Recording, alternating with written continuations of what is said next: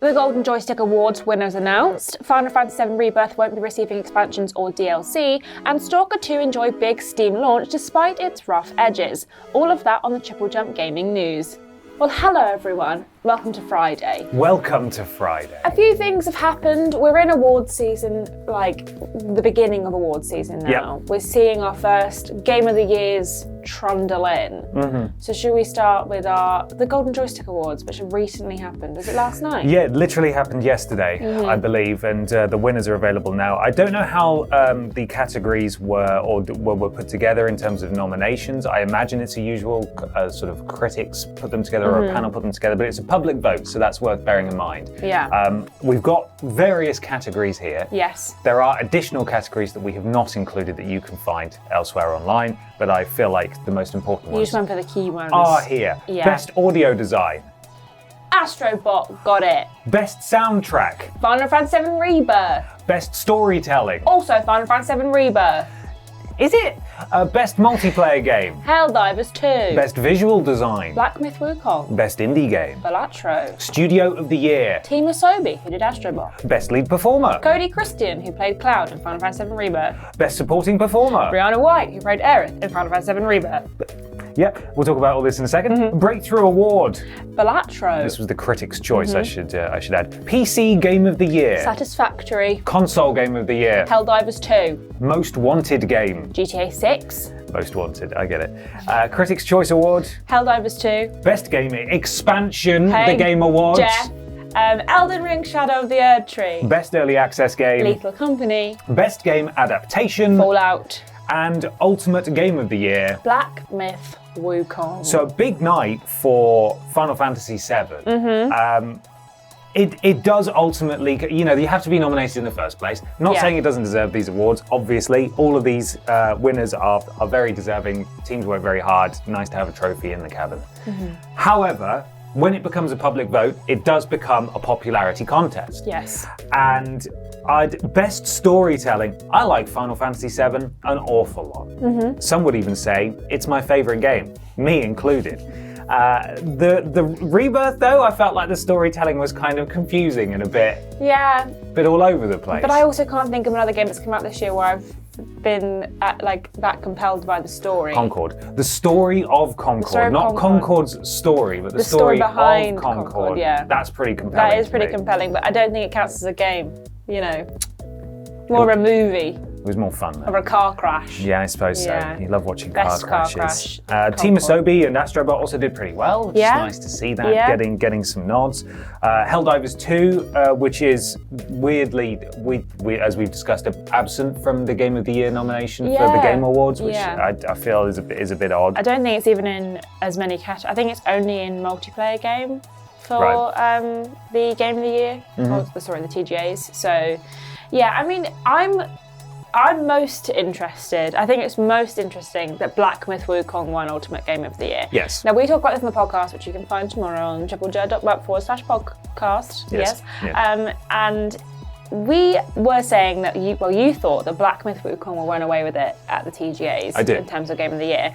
And I was almost like, no, probably not. And then it won this one. So now I'm thinking maybe it might. Yeah, because this is a public vote, and because this game is so unbelievably popular in China, if even a fraction of that audience votes, it's gonna win. Yeah. It's going to win. Yeah. I mean, apart from when it first released, I haven't really heard anyone talking about Black Myth Wukong. But when last year we had a lot of talk about Spider-Man and there was all this conversation about Baldur's Gate, you couldn't move for it.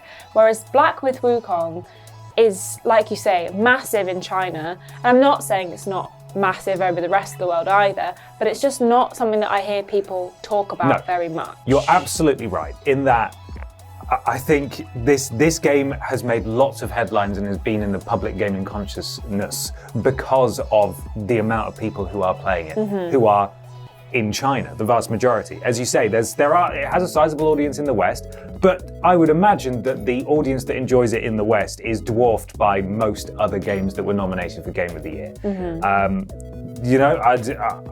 If there's facts and figures out there to disprove that, then fair enough, but that certainly seems to be the case, and I have a feeling that we'll be seeing a similar situation at the Game Awards. Yeah, I mean, last year Baldur's Gate won Ultimate Game of the Year, and I'm not saying it's like a telltale sign that if you win one, you win the other, but it doesn't, go the other way normally. It's a good chance, and it's a good game too. It is. And again, deserving of its place. But I think it's pretty telling that if it has won this one, as you said, there's a good chance it's going to win the TGA's Game of the Year as well. Also, Best Game Expansion, a category all on its own, which has been some hot contention with the TGAs this year, in that Shadow of the Erd Tree is nominated for Game of the Year, despite being a DLC that you can't play unless you own another game. Game expansion is something people have been telling Jeff to put into the TGAs. Yes. Especially after this debacle that's happening now. So it's interesting that there's a category here.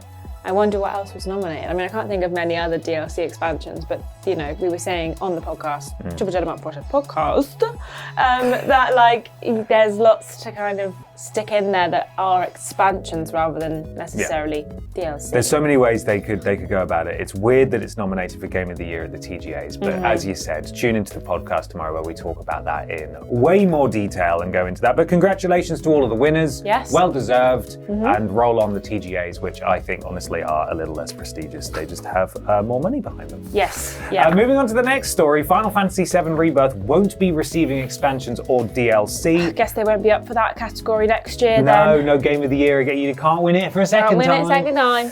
So Final Fantasy VII Rebirth director Naoki Hamaguchi has been doing some interviews recently, and he's denied fan hopes of an intermediary chapter between Rebirth and the next game. Of course, Final Fantasy VII Remake had Intermission, which introduced Yuffie. Yes, I completely forgot about that when I was reading this article this morning. I was like, well, what did Final Fantasy VII have? And then I realised that it was Intermission, because I kind of hadn't put two and two together that was a DLC. My brain had merged that into being that was always part of the I sort game. of forgot it came out. It's an easy way for them to introduce a new character without them having to do a whole run up to it. So I've got a quote here. We definitely do hear the desire from fans, the voices out there that want that kind of thing. I understand it completely, but I think from my perspective, what the fans really want to see the most is not necessarily DLC. They want to see the third part of the series as quickly as possible. Not wrong. No, I agree. I agree.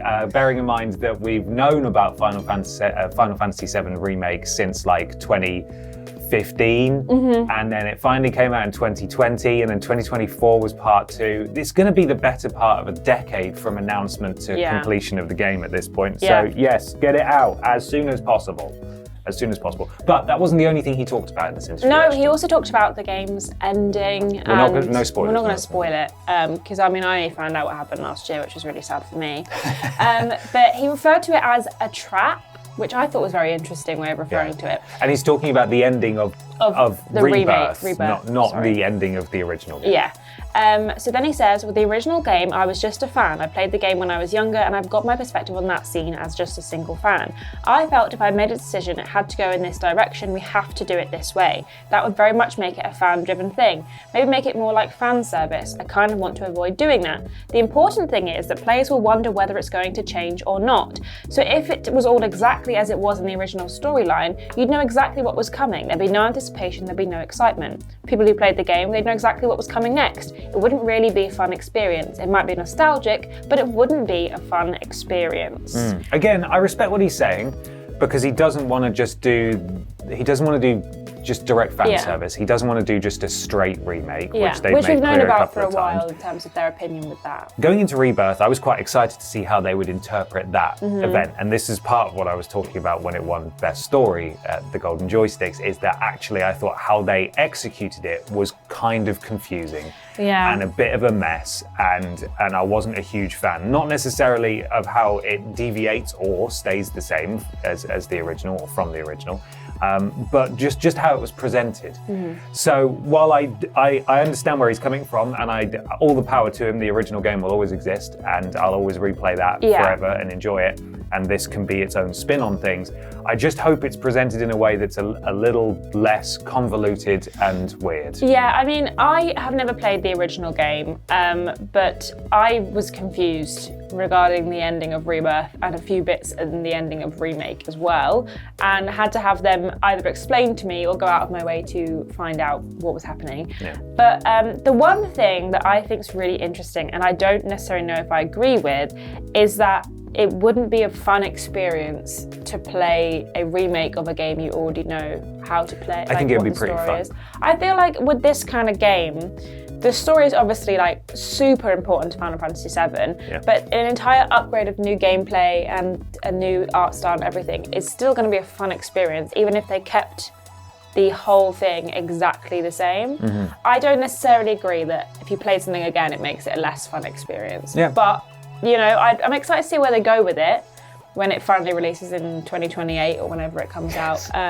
But I don't know if I would call it like not a fun experience to play through something again that you already know very fondly. I think that's why I enjoyed ultimately Remake Part 1 over Rebirth, just because while it did alter some things here and there and lay the groundwork for bigger changes later down the line, it was relatively faithful and just expanded on stuff that was already there. And they could have done that for the whole game in 3 parts, and that would have been great. I would have loved that. I do remember like constantly asking my boyfriend, like, did this happen in the first game? Did this happen in the original?